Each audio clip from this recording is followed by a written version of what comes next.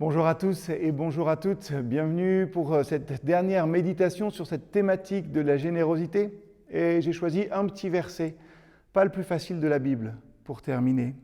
Matthieu 25, verset 29. Car quiconque a quelque chose recevra davantage et il sera dans l'abondance. Mais à celui qui n'a rien, on enlèvera même le peu qui pourrait lui rester.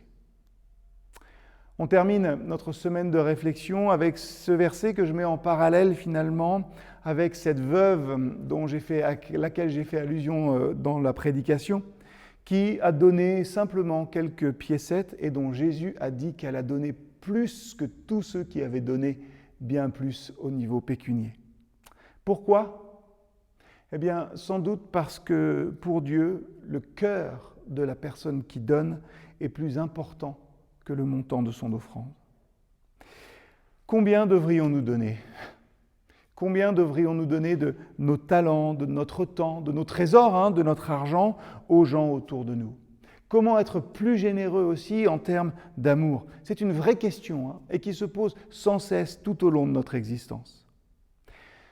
Elle se pose sans cesse cette question parce que si nous sommes honnêtes, on remarque bien que nous vivons peut-être tous et toutes avec cette peur de manquer, avec ce sentiment aussi qu'on n'a rien sans rien et qu'il faut se battre pour obtenir quoi que ce soit. Dans notre société de consommation, nous nous créons sans cesse de nouveaux besoins et nous commençons à croire qu'il nous faut plus d'argent, plus de biens, plus de relations, plus de. Et surtout, peut-être des fois, plus que lui ou plus qu'elle. Je mérite plus que lui ou je mérite plus qu'elle. La comparaison. Du coup, tout cela nous fait entrer dans un cercle vicieux qui est celui de stocker, d'accumuler et de ne rien partager. Cet aspect, contre lequel nous luttons sans aucun doute, m'a fait réaliser que cet état d'esprit pollue aussi la manière dont nous donnons notre amour. Nous aimons les gens en donnant notre temps, notre attention, notre argent et notre espace personnel aussi. Et dans un monde qui stocke et qui retient, c'est facile de tomber dans la peur de manquer si on ne fait pas attention. Je n'aurai plus d'argent. Ah oui, mais si je commence à lui donner ça, j'aurai plus d'espace.